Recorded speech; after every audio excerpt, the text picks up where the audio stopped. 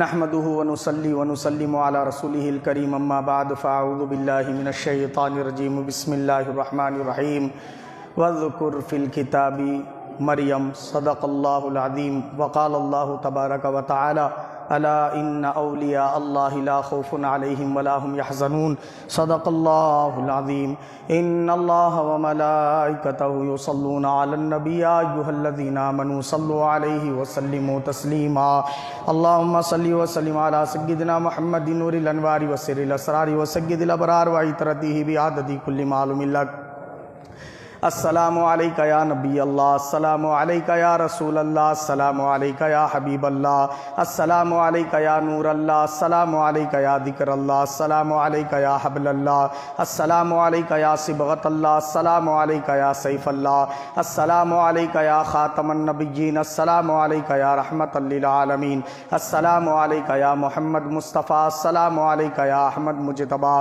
صلی اللہ تعالی علیہ وسلم۔ نگاہ ولی میں وہ تاثیر دیکھی، بدلتی ہزاروں کی تقدیر دیکھی۔ اللہ اللہ بولنے سے اللہ نہ ملے، اللہ والے ہیں اللہ سے ملا دیتے ہیں۔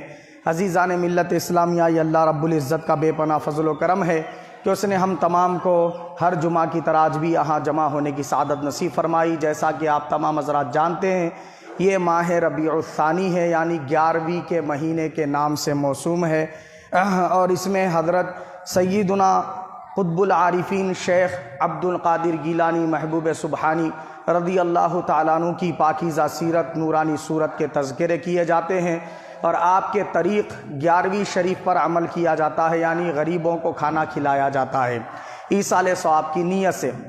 اس لیے اس ماہ مبارک کو 11ویں کا مہینہ بھی کہا جاتا ہے۔ تو اس مناسبت سے ہم پچھلے جمعہ میں 11ویں کی شرعی حیثیت سے متعلق گفتگو سماعت کیے تھے۔ بہت سارے حضرات 11ویں کرنے کو شرک کہہ دیتے ہیں، تو شرک نہیں ہے بلکہ عین توحید ہے۔ اس بارے میں ہماری پچھلے جمعہ گفتگو ہوئی تھی۔ آج جو ہماری گفتگو ہوگی، چونکہ آج 11ویں شریف ہے، اس مناسبت سے حضور سیدنا شیخ عبد القادر جیلانی رضی اللہ تعالیٰ عنہ کی مختصر سی سیرت اور آپ کے کرامات اور آپ کی تعلیمات سے متعلق ہماری گفتگو ہوگی۔ میں نے قرآن شریف سے سورہ مریم سے ایک آیت کریمہ کی تلاوت کا شرف حاصل کیا، جس میں اللہ پاک نے فرمایا وَاذْكُرْ فِي الْكِتَابِ مریم۔ لوگ کہتے ہیں کہ اللہ والوں کا تذکرہ کرنے سے کیا ملتا ہے، بجائے اللہ والوں کا ذکر کرنے کے، ان کا بیان کرنے کے، نصیحت آمیز باتیں بیان کرو، نماز کے بارے میں، روزے کے بارے میں، زکوٰۃ کے بارے میں، صدقہ خیرات کے بارے میں، اور دیگر عنوانات کے تحت گفتگو کرو تو لوگوں کی اصلاح ہوگی۔ اللہ والوں کا ذکر کرنے سے کیا ملتا ہے؟ ہمارا سوال یہ ہے کہ یہی سوال جو آپ ہم سے کر رہے ہیں وہ اللہ سے کیجئے، ہے نہیں؟ بولیے آپ، یہ سوال جو آپ کر رہے ہیں کہ کیا ملتا ہے اللہ والوں کا ذکر کرنے سے، اصلاح کے بیانات کرنے چاہیے، تو یہی سوال اللہ تعالیٰ سے کیجئے۔ تو بارگاہ الہی سے جواب آتا ہے، قرآن کو دیکھ، اول تا آخر، سورہ فاتحہ تا سورہ ناس، پورے قرآن شریف کو پڑھو تو جگہ جگہ اللہ رب العزت نے اللہ والوں کا ذکر بیان فرمایا ہے۔ پوری سورہ کہف اللہ تعالیٰ نے اللہ والوں کے شان میں نازل فرمائی، اس میں 8 یا 7 اللہ والوں کا اور ان کے کتے کا ذکر ہے، جو اللہ پاک نے اصحاب کہف کے نام سے سورہ کہف میں بیان کیا ہے۔ پوری ان کی کرامت کا ذکر ہے، وہ جس غار میں موجود رہے وہ غار کا ذکر ہے، ان کی محبت میں کتا فریفتہ ہو گیا تو وہ کتے کا ذکر اللہ پاک نے قرآن میں بیان فرمایا۔ اٹھا کر دیکھے قرآن کریم، اللہ والے کی چھوڑی ہوئی گائے تھی تو اللہ نے اس گائے کے نام سے سورہ بقرہ، قرآن شریف کا سب سے بڑا سورہ، قرآن میں نازل فرمایا۔ مریم علیہ السلام یہ کون ہے؟ یہ اللہ کی نبی نہیں تھی، یہ اللہ کی رسول نہیں تھی۔ جتنے اللہ کے نبی آئے، جتنے اللہ کے رسول آئے، وہ سارے کے سارے مردوں میں سے تھے، عورتوں میں کوئی رسول نہیں ہوا، عورتوں میں کوئی نبی نہیں ہوا۔ سورہ مریم اللہ نے نازل فرمائی، پورا عنوان ہی دے دیا سورہ کا، مریم۔ آپ اٹھا کر دیکھیں کیا بیان کیا ہے اللہ پاک نے سورہ مریم کے اندر۔ حضرت سیدہ مریم علیہ السلام کی ولادت کے احوال بیان فرمائے، ان کی سیرت کا بیان کیا، وہ کتنی نمازی تھی، کتنی رکوع کرنے والی تھی، کتنی سجدے کرنے والی تھی، اللہ کی کیسی پیاری بندی تھی، اس کا ذکر اللہ نے بیان فرمایا۔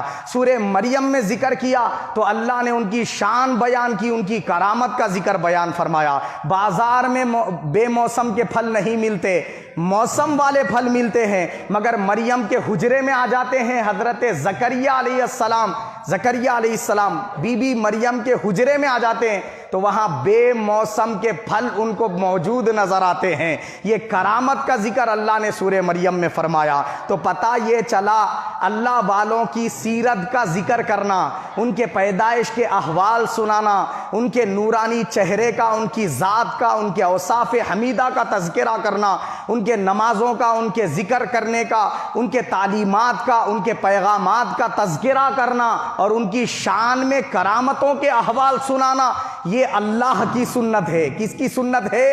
اللہ کی سنت ہے۔ اور اللہ کی سنت پہ عمل کرے تو ثواب نہیں ملتا تو قرآن شریف میں سے پورے اللہ والوں کا ذکر نکال دو، سورہ مریم نکال دو، کہاں سے نکالیں گے اللہ والوں کو؟ آخر سورہ بقرہ نکال دو، سورہ کہف نکال دو، سورہ لقمان نکال دو۔ لقمان علیہ السلام، حضرت لقمان، یہ اللہ کے نبی بھی نہیں تھے، اللہ کے رسول بھی نہیں تھے، یہ اللہ کے ولی تھے۔ سورہ نمل اٹھا کر دیکھو، حضرت سلیمان علیہ السلام کے امت کے ولی ہیں حضرت آصف بن برخیہ، ان کو آصف بن برخیہ بھی کہا جاتا ہے۔ آصف بولو یا آصف بولو، تھے کون؟ سلیمان علیہ السلام کے امتی۔ اللہ نے ان کی کرامت کا ذکر سورہ نمل میں بیان فرمایا۔ تو پتہ یہ چلا اللہ والوں کے کرامتیں سنانا، ان کی شان سنانا، ان کے تعلیمات اور پیغامات کو عام کرنا اور اس میں جلسے منعقد کرنا، یہ کس کی سنت ہے؟ اللہ کی سنت ہے۔ تعلیم ہم نے یہ کہاں سے لی ہے؟ قرآن کی نص سے لی ہے۔ جو یہ کہے کہ اللہ والوں سے کرامتیں نہیں ہوتی، کرامت کا منکر ہو، وہ کیا ہے؟ سیدھا کافر ہو جاتا ہے۔ میری بات سمجھ رہے؟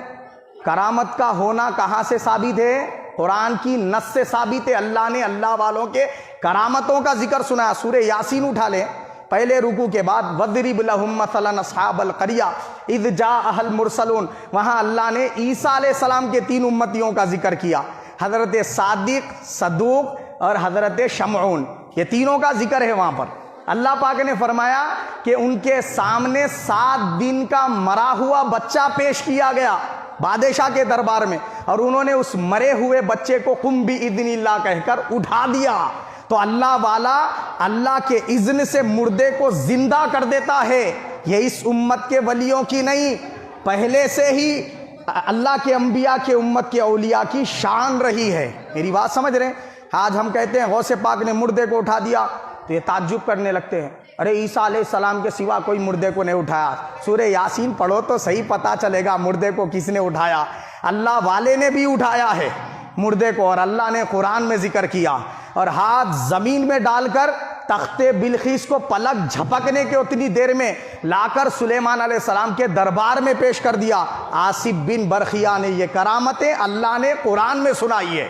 اب یہاں تک تو اصل بات میں نے بیان کر دی کہ اللہ والوں کا تذکرہ کرنا ثواب کا باعث ہے، ان کے تذکرے کرنے سے اللہ راضی اور خوش ہوتا ہے، ان کی شان سنانے سے، ان کے عبادتوں کے احوال سنانے سے، ان کی کرامتیں سنانے سے اللہ تعالیٰ کیا ہوتا ہے؟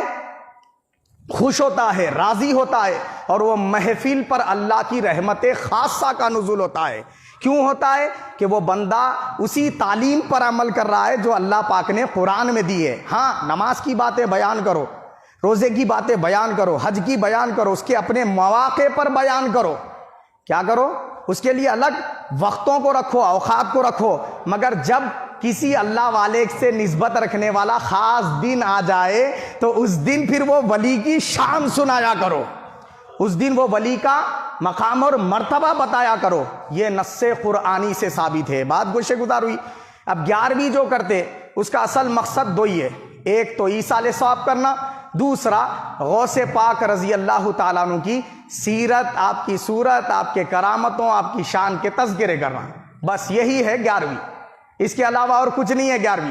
انشاءاللہ اس کے بارے میں اور تفصیلی گفتگو میں خطاب کے آخری حصے میں کروں گا۔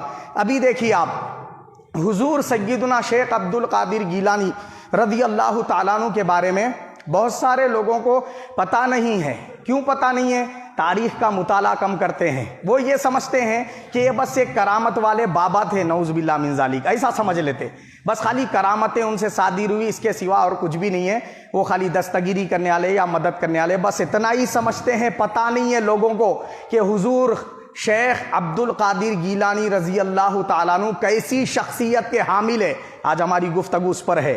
حضور سیدنا شیخ عبد القادر جیلانی رضی اللہ تعالیٰ عنہ اولیاء اللہ کے گھرانے میں پیدا ہوئے۔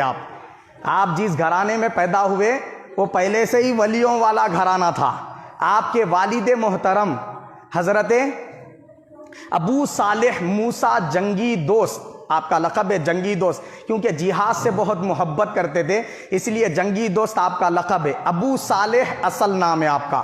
تو آپ کے والد محترم کی بات کر رہا ہوں، حضور غوث پاک کے، یہ ولی کامل تھے۔ آپ زہد و تقویٰ کا پیکر تھے، عبادات ریاضات میں بہت آگے رہنے والی شخصیت تھے۔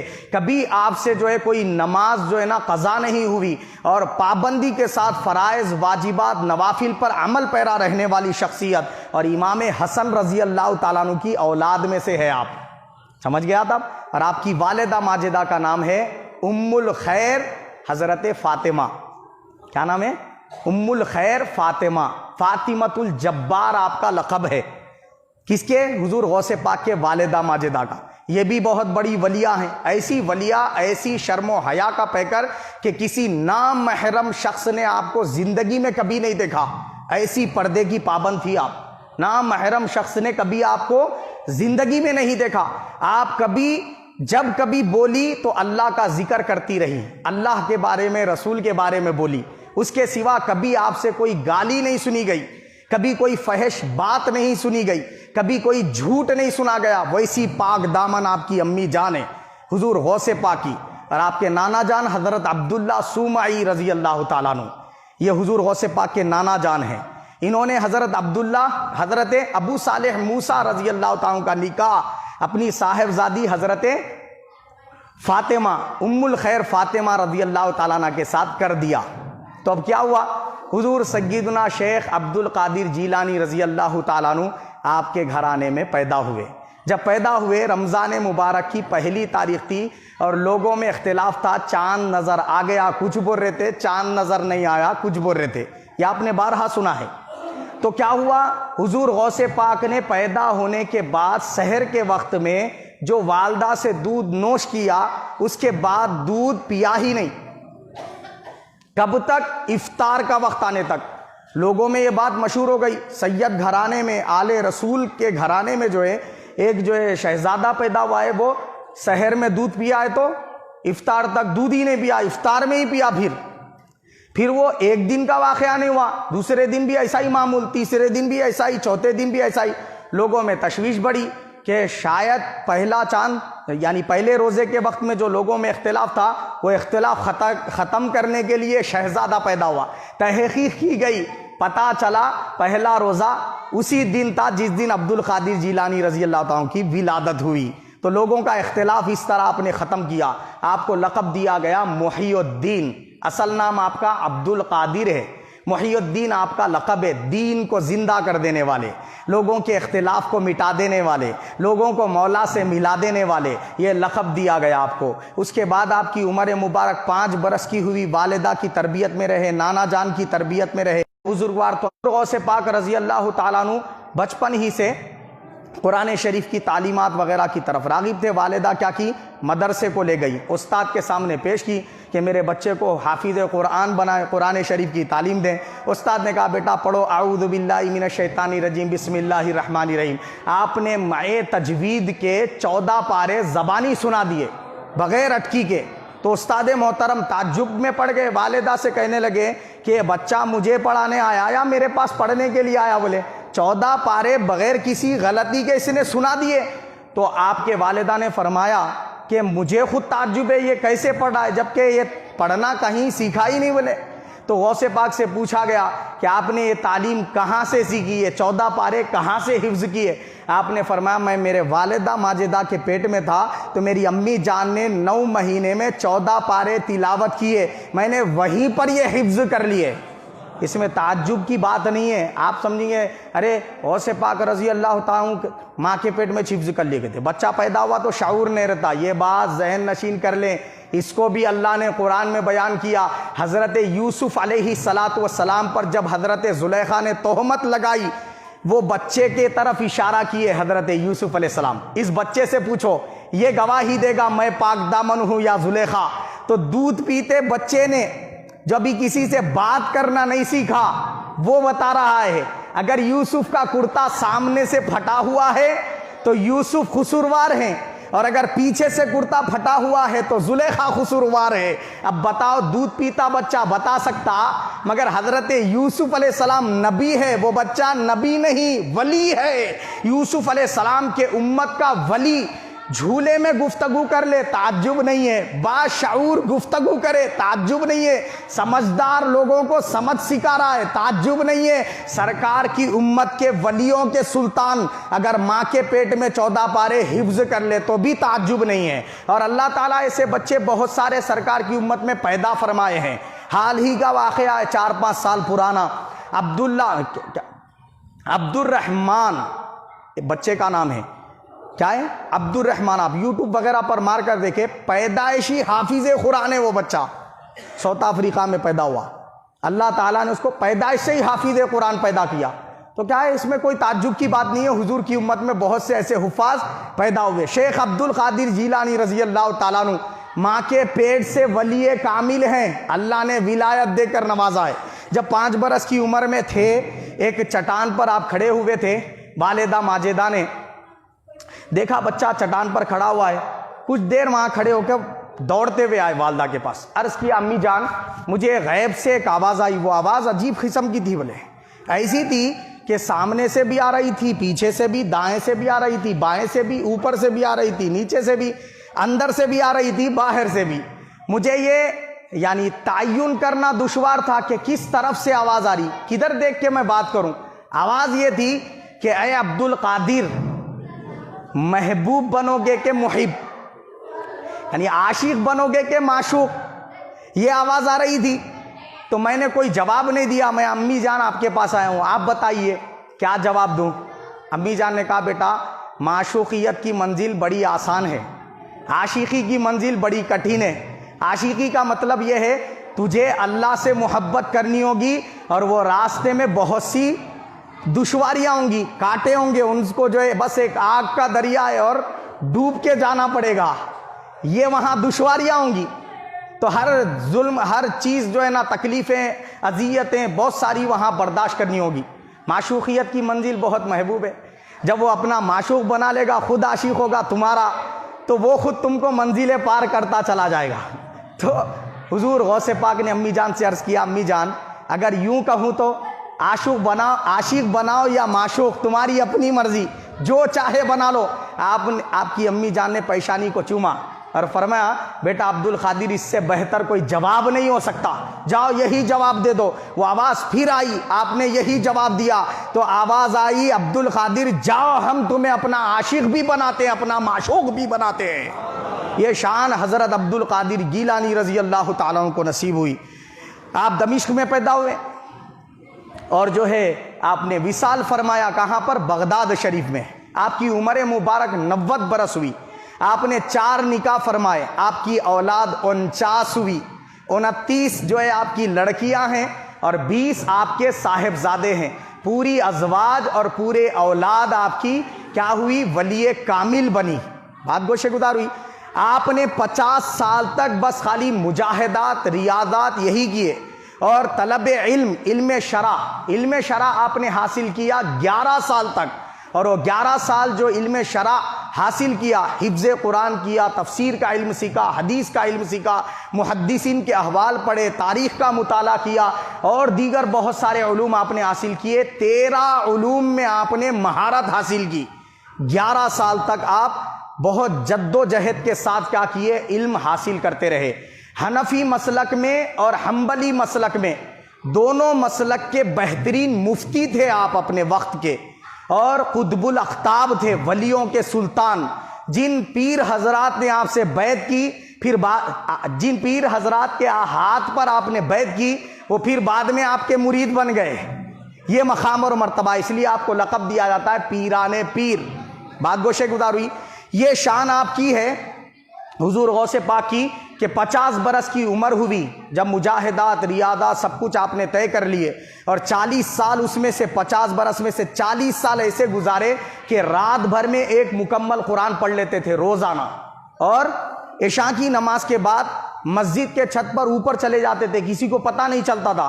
رات کی تاریکی میں جو قیام اللیل فرماتے تو فجر کی اذان تک اللہ کی عبادت میں مستغرق رہتے. آپ 40 سال ایسے گزار دیا آپ نے.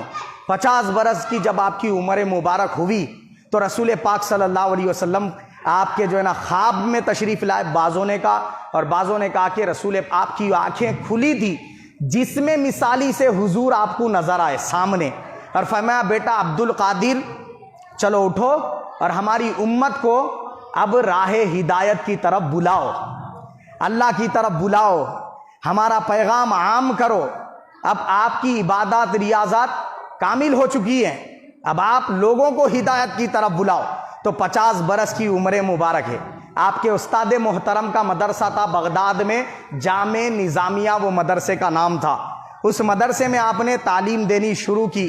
شروع کرنے سے پہلے سرکار جب فرمائے کہ خطاب کرو، لوگوں میں عام خطابات اور بیانات کرو، لوگوں کو بلاؤ، تو آپ نے عرض کیا کہ یا رسول اللہ میں جو ہے بیان کرنے میں مجھے تھر تھراہٹ ہوتی ہے. جیسے موسیٰ کلیم اللہ نے اللہ سے عرض کیا نا ربی اشرح لی صدری ویسر لی امری واحلل عقدۃ من لسانی یفقہوا قولی. کیا عرض کیا ہے میرے رب میرے سینے کو کھول دے میرے لیے، میرے معاملے کو آسان کر دے، میرے زبان کے گھیٹیوں کو کھول دے، میں جو بات کروں لوگوں کو آسانی سے سمجھ میں آ جائے. کون دعا کرے؟ یہ موسیٰ کلیم اللہ دعا کرے. وہی سنت غوث پاک نے یہاں ادا کی. عرض کیا یا رسول اللہ مجھے میرے زبان کے گھیٹیاں ہیں یہ کھل جانے چاہیے، میں جو سمجھانا چاہوں وہ لوگوں کے سمجھ میں آنا چاہیے، ان کے دلوں میں بات اترنا چاہیے، مگر مجھے ابھی اس میں مہارت حاصل نہیں، ابھی میں یہ کرنے میں جو ہے تھرتھراہٹ محسوس کرتا ہوں. کیا ہے؟ حضور رسول پاک صلی اللہ علیہ وسلم نے اپنا لعاب دہن آپ کے منہ میں ڈالا. کتنے مرتبہ ڈالا؟ 7 مرتبہ منہ میں ڈالا لعاب دہن، تھوکے مبارک حضور نے ڈالا. ڈالنے کے بعد میں غوث پاک رضی اللہ تعالیٰ عنہ کا سینے مبارک پورا علم سے بھر گیا، ٹھنڈا ہو گیا. اس کے بعد مولا علی شیر خدا تشریف لائے. آپ نے 6 مرتبہ اپنا تھوکے مبارک ڈالا مولا حضور غوث پاک کے منہ مبارک میں. اس کے بعد فرمایا عبد القادر اب خطاب کرنا شروع کرو. تو حضور غوث پاک رضی اللہ تعالیٰ عنہ فرماتے ہیں عجیب قسم کی ہمت میرے اندر آ گئی. اس کے بعد جب آپ خطاب کرنا شروع کیے اور مولا علی شیر خدا سے عرض کیا کہ حضرت والا رسول پاک نے 7 مرتبہ ڈالا تھوکے مبارک، آپ نے 6 ہی مرتبہ ڈالا، آپ نے 7 بار کیوں نہیں ڈالا؟ تو انہوں نے عرض کیا، انہوں نے فرمایا بیٹا عبد القادر سرکار کی برابری نہ ہو جائے اس خیال سے میں نے 6 مرتبہ ڈالا ہے. اس کے بعد یہ دونوں کے فیضان سے غوث پاک کے منہ میں ایسی جان آ گئی، ایسا پاور آ گیا، ایسی طاقت آ گئی. جب آپ خطاب کرتے، جب آپ بیان کرتے تو کیا 70,000 لوگوں کا مجمع ہوتا کم سے کم. اس کو بیان کس نے کیا وہ بھی سن لیں. حضرت امام عبد العزیز بن سلام، ان کو پوری دنیا میں مانا جاتا ہے، یہ امام کو العز بن عبد السلام شافعی مسلک کے امام ہیں، پوری عرب دنیا میں مانا جاتا ہے. وہ بیان کرتے ہیں، ان کے بارے میں بیان کرتے ہیں امام ذہبی سیار اعلام النبلاء میں جلد نمبر 20 صفحہ نمبر 449 پر. کیا بیان کرتے ہیں؟ یہ بیان کرتے ہیں کہ جتنی کرامتیں حضور غوث پاک سے دیکھی گئی اتنی کرامتیں سرکار کی امت میں کسی ولی کی نہیں دیکھی گئی. یہ وہ محدث ہیں جو پوری دنیا میں مانے جاتے ہیں، میں محدث کا حوالہ دے رہا ہوں. دوسرے حضرت امام ابن حجر اسقلانی رضی اللہ تعالیٰ عنہ وہ بیان کرتے ہیں جب غوث پاک بیان کرتے تو کم از کم آپ کی محفل میں 70,000 لوگوں کا مجمع رہتا تھا، اور 1 لاکھ کے بھی اوپر چلے جاتے لوگ. ہفتے میں 3 دن آپ بیان کرتے تھے حضور غوث پاک. آپ اتوار کے دن دوپہر میں بیان کرتے تھے، منگل کے دن شام میں بیان کرتے تھے، ہر جمعہ کو جمعہ کے یعنی نماز سے پہلے خطاب فرماتے تھے. یہ ہفتے میں 3 دن آپ کے خطاب ہوتے تھے اور ہر خطاب میں 70,000 کا مجمع ہوتا تھا، اور بغیر مائک کے سامنے بیٹھا ہوا شخص جس لیول میں آواز سنتا تھا، آخر میں بیٹھا ہوا شخص وہی لیول میں آواز سنتا تھا۔ یہ آپ کی شان تھی حضور شیخ عبد القادر جیلانی رضی اللہ تعالیٰ عنہ کی۔ اور عالم یہ ہوتا تھا، آپ کے بولنے کی کیفیت یہ تھی، بات دل میں ایسا اثر کرتی تھی کہ لوگ محفل میں بیٹھے بیٹھے چیختے چلاتے نعرے مارتے اپنے کپڑے پھاڑ ڈالتے تھے، اور کئی لوگ تو وہاں واصل اللہ ہو جاتے، یعنی انتقال فرما جاتے۔ یہ معاملہ تھا آپ کی زبان کی کیفیت کا، آپ کے زبان کے اثر کا۔ یہ اثر دیا ہوا کس کا تھا؟ رسول پاک کا دیا ہوا تھا، مولا علی کا دیا ہوا تھا، اور ایسا اثر کیوں نہ دکھے؟ اب آپ دیکھیں حضرت عبد الغنی ابن مقدسی فرماتے ہیں سیر اعلام النبلاء میں جلد نمبر 20 صفحہ نمبر 449 پر کہ ابن الخشاب نحوی، یہ بہت بڑے امام نحو عربی گرامر کے، وہ آئے حضور غوث پاک کی مجلس میں، اور وہ غوث پاک کو آزمانا چاہتے تھے کہ دیکھیں ذرا حضور غوث پاک رضی اللہ عنہ گرامر میں کتنے پرفیکٹ ہیں اور کتنی گرامر بیان کرتے ہیں۔ وہ بیٹھ کر یہ ناپ تول رہے تھے۔ حضور غوث پاک رضی اللہ تعالیٰ نے 70,000 کے مجمع میں ان کی طرف اشارہ کرتے ہوئے فرمایا کہ خشاب، یہاں پر میں اللہ کے ذکر کی طرف لوگوں کو لاتا ہوں، اور تو نحو کی طرف جانا چاہتا ہے؟ اگر تجھے نحو کی طرف جانا ہی ہے تو بیٹھ، ہم کبھی تجھے نحو کے بارے میں بھی سنا دیں۔ وہ بیٹھے حضور غوث پاک کی محفلوں میں، اور نحو جو ہے، گرامر جو ہے نا، آپ سے پڑھی تو آپ کے ٹکر کا کوئی علم نحو میں نہیں تھا۔ میری بات سمجھ رہے؟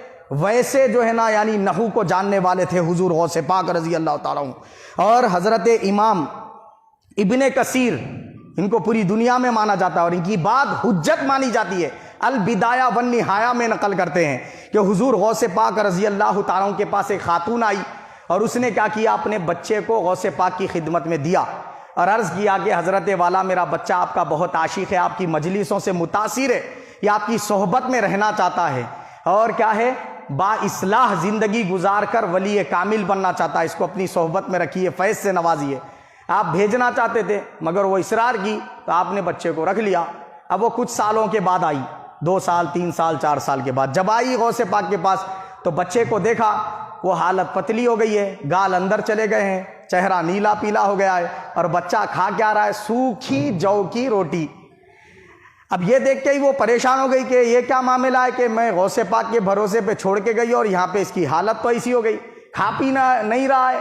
تو غوث پاک کے پاس عرض کرنے کے لیے اندر داخل ہوئی، حجرے میں، کمرے میں جب داخل ہوئی تو غوث پاک وہاں بیٹھے ہوئے مرغ کھا رہے ہیں، سالن میں سے مرغ کھاتے جا رہے ہیں اور ہڈیاں بازو میں رکھ رہے ہیں۔ وہ خاتون آئی، اندر عرض کیا کہ یا غوث پاک، یہ کیا معاملہ ہے؟ میں آپ کے بھروسے بچے کو چھوڑ گئی، بچے کی تو حالت پتلی ہو گئی، وہ تو سوکھی جو کی روٹی کھاتا ہے اور آپ مرغ کھاتے ہیں۔ اس نے یہ عرض کیا تو غوث پاک رضی اللہ تعالیٰ عنہ نے وہ مرغ کی ہڈیوں کی طرف اشارہ کر کے فرمایا کہ اے ہڈیوں، چلو اٹھ جاؤ، پھر دوبارہ مرغ بن جاؤ۔ یہ کہنا تھا، ہڈیاں ایک دوسرے سے جڑتی چلی گئی، اس پر گوشت آ گیا، پوست آ گیا، پر آ گئے، وہ زندہ مرغ بن کر چلنے لگا۔ تو والدہ سے غوث پاک نے فرمایا کہ تیرے بیٹے کی ہم تربیت کر رہے ہیں، تصوف میں تربیت کر رہے ہیں، جب وہ اس مقام پر پہنچ جائے کہ مرے ہوئے مرغے کو زندہ کر دے، ہڈیوں کو دوبارہ مرغ بنا دے، جب یہ اس کو کمال حاصل ہو جائے تب اس کو ہم مرغ کھلائیں گے، تب تک سوکھی جو کی روٹی ہی کھانی پڑے گی۔ یہ حضور غوث پاک رضی اللہ تعالیٰ کی کرامت ہے۔ اس کو بیان کس نے کیا ہے؟ میں وہ بتا رہا ہوں، بیان حافظ ابن کثیر نے کیا ہے البدایہ والنہایہ میں، علامہ ابن تیمیہ کے شاگرد، اور علامہ ابن تیمیہ کو پوری عرب دنیا میں مانا جاتا ہے، اور اہل حدیث تو اپنا امام مانتے ہیں۔ یہ علامہ ابن تیمیہ جانتے ہیں، لوگ سمجھتے ہیں کہ یہ تصوف کے منکر تھے، ان کی زندگی پوری تصوف کے حصول میں گزری ہے، اور یہ جو ہے نا علامہ امام ابن قدامہ المقدسی الحنبلی کے شاگرد ہے علامہ ابن تیمیہ، اور غوث پاک کے سلسلے میں مرید ہے۔ اور دمشق میں ایک قبرستان ہے جس کو کہا جاتا ہے مقابر الصوفیہ، کیا کہا جاتا ہے؟ مقابر الصوفیہ۔ علامہ ابن تیمیہ نے وصیت کی کہ جب میرا انتقال ہو جائے تو وہ صوفیہ کے قبرستان میں مجھے دفن کرنا، وہاں جو صوفی ہوتا اسی کو دفن کرتے تھے۔ دمشق میں آج تک بھی علامہ ابن تیمیہ کی قبر دمشق کے اس قبرستان میں موجود ہے۔ میری بات سمجھ رہے ہیں؟ یہ کیوں سنایا؟ اب سنو، عقیدت دیکھو علامہ ابن تیمیہ کی حضور غوث پاک سے۔ عقیدت یہ ہے کہ ابن تیمیہ کی لکھی ہوئی کتاب ہے الاستقامہ، وہ کتاب 2 جلدوں پہ مشتمل ہے، عربی میں، سارے عرب میں چھپتی ہے آج بھی، 2 جلدوں پہ مشتمل ہے، اور وہ اس کی جلد نمبر 1 صفحہ نمبر 85 پر علامہ ابن تیمیہ ایک غوث پاک کی کرامت نقل کرتے ہیں۔ کرامت نقل کی، فرمایا، مالکہ تحریر کیا کہ حضرت امام شہاب الدین سہروردی رضی اللہ تعالیٰ عنہ، یہ بہت بڑے امام ہیں، یہ گئے اپنے استاد کے ساتھ۔ کہاں گئے؟ امام ابو نجیب الدین سہروردی کے ساتھ، اپنے استاد کے ساتھ گئے غوث پاک کی بارگاہ میں۔ کیا پوچھنے گئے؟ کہ میں گرامر کی اور جو ہے نا عربی لغت کی کون سی جو ہے نا کتاب کو پڑھوں، کس کتاب کا مطالعہ کروں، یہ پوچھنے گئے غوث پاک کی بارگاہ میں۔ اور حضور غوث پاک ابھی نماز کا وقت ہوا نہیں، ابھی مصلی پہ تشریف لے گئے نہیں، جانے سے پہلے ہی حضرت شہاب الدین سہروردی رحمت اللہ علیہ کو دیکھتے ہی فرما دیا۔ کیا فرما دیا غوث پاک نے؟ یہ فرما دیا کہ تم جس علوم کو پڑھنا چاہتے ہو، جس کتابوں کو پڑھنا چاہتے ہو، وہ کتابیں قبر میں کام آنے والی نہیں ہے۔ ابھی بولا بھی نہیں تھا، غوث پاک کے دل پر وہ حال ظاہر ہو گیا۔ کیا پوچھنے آئے ہیں؟ پوچھنے سے پہلے بتاتے ہیں۔ بیان کس نے کیا؟ علامہ ابن تیمیہ نے۔ اور کیا لکھا علامہ ابن تیمیہ نے؟ یہ لکھا کہ کاشفہ بما کان قلبہ، کہ غوث پاک کے دل پر کشف ہو گیا تھا، کشف کا ماننے والا تھا علامہ ابن تیمیہ۔ اور بات جو عرض کر رہا ہوں وہ یہ ہے کہ کہ پھر بیان کیا اس کو غوث پاک رضی اللہ تعالیٰ عنہ کے تعلق سے، وہی کتاب کے جلد نمبر 1 صفحہ نمبر 85 پر، الاستقامہ جلد نمبر 2، کیا اس میں فرمایا؟ کون؟ علامہ ابن تیمیہ نے۔ کسی بھی ولی کا نام لکھتا ہے وہ اپنی کتاب میں تو کیا لکھتا ہے؟ شیخ، الشیخ، الشیخ، خالی شیخ نے فرمایا، شیخ نے فرمایا۔ مگر غوث پاک کا جب نام لکھا اس کتاب میں، صفحہ نمبر میں نے بتا دیا، کیا لکھا؟ قطب العارفین ابا محمد عبد القادر جیلانی رضی اللہ تعالیٰ عنہ۔ قطب العارفین، یہ لقب غوث پاک کے لیے لکھا، تو پتہ یہ چلا اپنے تو اپنے ہیں، پرایوں نے غوث پاک کو اپنا امام مانا ہے۔ یہ حضور غوث پاک رضی اللہ تعالیٰ کا مقام و مرتبہ ہے۔ جب آپ نے مدرسے میں 50 برس کی عمر میں پڑھانا شروع کیا، 1 سال میں 13 قسم کے علوم پڑھاتے، اور 1 سال میں 3000 طلبہ کو اپنے وقت کا محدث، فقیہ، مفتی اعظم بنا کر فارغ فرماتے تھے۔ ہر سال 3000 مفتیان کرام کو فارغ کر کے اس امت کو دیا ہے۔ حضور غوث پاک کا اتنا بڑا احسان ہے۔ کتنے سال تک دیتے رہے؟ ہر سال 3000 علماء، 40 سال تک دیتے رہے غوث پاک، وصال فرمانے تک درس دیتے رہے۔ بڑے بڑے محدثین آ کر آپ کی بارگاہ میں درس حاصل کرتے۔ علامہ ابن الجوزی نے غوث پاک کی سیرت پر کتاب لکھ ڈالی، پوری عرب دنیا میں مانا جاتا ہے۔ علامہ ابن جوزی وہ بیان کرتے ہیں، میں گیا حضور غوث پاک کی خدمت میں اور جا کر بیٹھا مجلس میں کہ کیا بولتے ہیں دیکھوں۔ غوث پاک نے ایک آیت پیش کی، اس کا ترجمہ کیا، تفسیر کی۔ انہوں نے کہا یہ تو مجھے پتا ہے۔ دوسری تفسیر کی، یہ بھی پتا ہے۔ تیسری تفسیر کی، یہ بھی پتا ہے۔ چوتھی تفسیر کی، یہ بھی پتا ہے۔ 11 تفسیریں کی غوث پاک نے، انہوں نے کہا یہ بھی پتا ہے۔ اس کے بعد 12ویں تفسیر کی، کہا نہیں پتا۔ 13ویں تفسیر کی، نہیں پتا۔ 14ویں تفسیر کی، نہیں پتا۔ 40 تفسیریں کی غوث پاک نے۔ اس کے بعد فرمایا کہ اب تک ہم قال کی تفسیریں بیان کر رہے تھے، آؤ اب طریقت اور حال کی تفسیریں سنو۔ اسی آیت پر جب آپ نے ایک حال والی تفسیر تفسیر وہ آیت کی بیان کی، علامہ ابن الجوزی جیسا امام اپنے وقت کا کھڑے ہو کر سرکار غوث پاک کی بارگاہ میں اپنے کپڑے پھاڑ ڈالے۔ یہ حال تھا حضور غوث پاک رضی اللہ تعالیٰ عنہ کی کرامتوں کا۔ تو عزیزان ملت اسلامیہ، ایسی عظیم المرتبہ شخصیت ہے، ہر ولی نے آپ کے قدم اپنے گردن پر مانے، اور ہر ولی نے یہی کہا کہ جب تک کوئی ولی ولی نہیں بن سکتا تب تک جب تک کہ غوث پاک کے قدموں کو اپنے سر آنکھوں پر نہ مان لے۔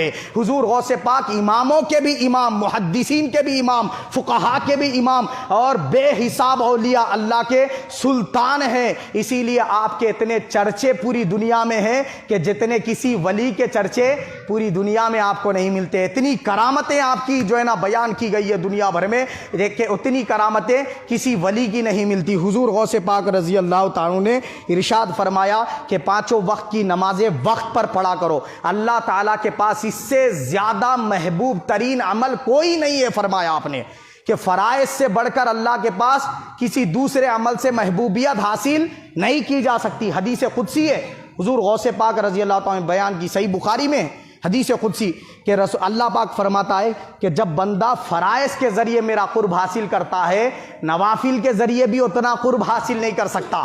تو فرائض کی پابندی ہر مسلمان کے اوپر، چاہے مرد ہو یا عورت، لازم اور ضروری ہے۔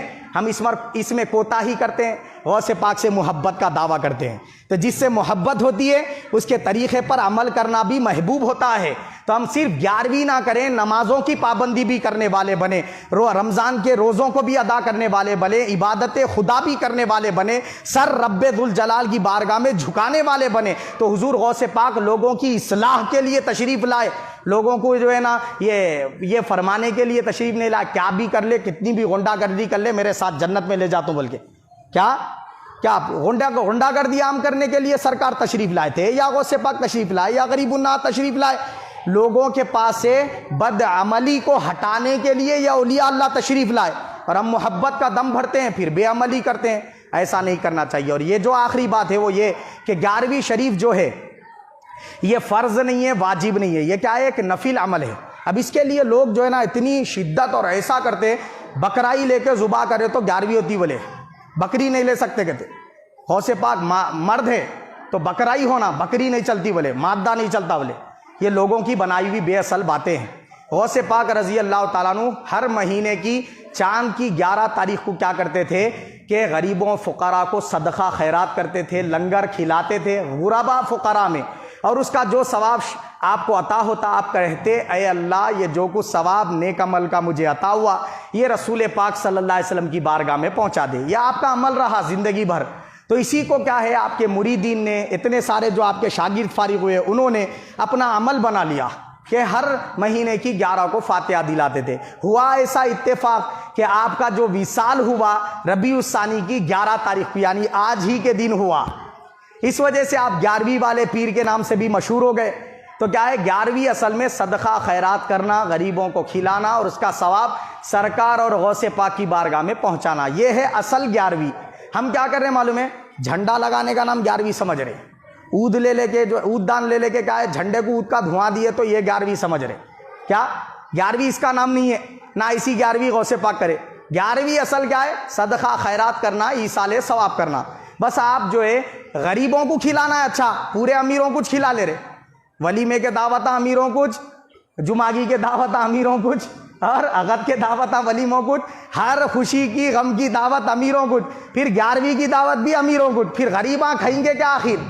غور کرو آپ، نہیں یہ اصل میں غریبوں کا حق ہے، غریبوں کو کھلا کے ثواب غوث پاک اور سرکار کو پہنچانا ہے، اصل مقصد یہ ہے۔ تو اس میں بے اصل باتیں بہت ساری جو ہے لوگوں نے اپنی طرف سے داخل کر لی ہے، ان کو نکال دینا چاہیے، اس سے جو ہے نا گریز کرنا چاہیے۔ جھنڈا لگائے بغیر 11ویں نہیں ہوتی ہے، لوگاں بنا لیے سو بات ہے، کیا بے اصل بات ہے۔ اور کیا ہے حیض والی عورت جو ہے نا 11ویں کا نہیں کھا سکتی، یہ بھی لوگاں بنا لیے سو بات ہے، فاتحہ کا بھی کھا سکتی، 11ویں کا بھی کھا سکتی۔